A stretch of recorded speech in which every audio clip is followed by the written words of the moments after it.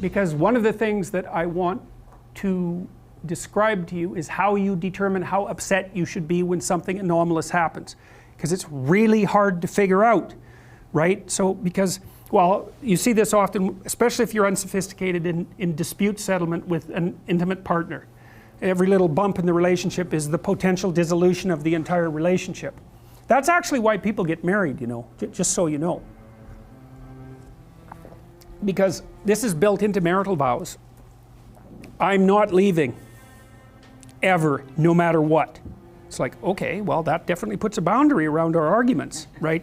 Because I can't say every time you manifest one of your flaws, which you're likely to do just as often as me, well, enough of this. It's like, that's horrible, man. If your whole life is, well, every time you get out of line, I'm out of here. It's like, how the hell are you? First of all, you're not going to admit to ever doing anything wrong. Second, you're going to be on your, you're like a scared cat the entire relationship because, well, who knows, it could just come to an end at any moment. It's like, you know, people say, well, if the possibility of divorce is open, it makes you free. It's like, yeah, that's what you want. You want to be free, eh? Really? Really? So you can't predict anything. That's what you're after. It's a vow. And it says, look, I know that you're trouble. Me too.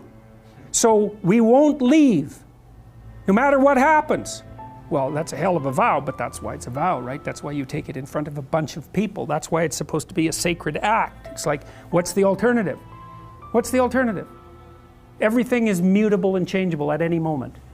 Well, go ahead, you live your life like that and see what you're like when you're 50.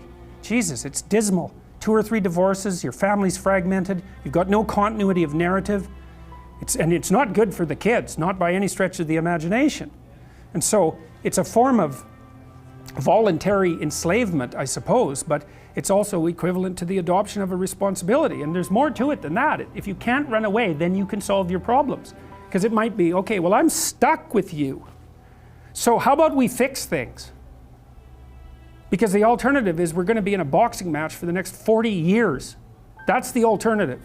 So, and you think you're going to fix problems without something like that hanging over your head? There isn't a chance. You'll just avoid them because that's what people do. It's really hard to solve problems, especially in a relationship. We're having a fight and I find out that it's, you know, because you were abused by your uncle when you were 5 or some goddamn thing. You know, it's like, it's very frequent that that sort of thing happens. There's the partner, your partner is, you know, manifesting some weird anomalous behavior. You just can't make heads or tails of it. It doesn't seem related to what you're doing at all. They don't want to talk about it. And so as soon as you bring it up, they get mad. And then you bring it up again, they even get madder and they tell you that you're not going to talk about that or they're going to leave. And so maybe you're really, really persistent because you're kind of a son of a bitch, and then they break down and cry, you know, and then they have this horrible memory that comes flooding forward that's completely, you don't know what to do with it, and then you have to sort it out. It's like, you think you're going to do that unless there's a good reason? You have to know, we better sort this out or we're going to be carrying it around for the next 40 years. That maybe is enough motivation so you'll actually try hard to solve a problem. It's a lot easier to say, well, sorry, we're not going there. But then, good, you'll have it every day, every goddamn day for the rest of your life.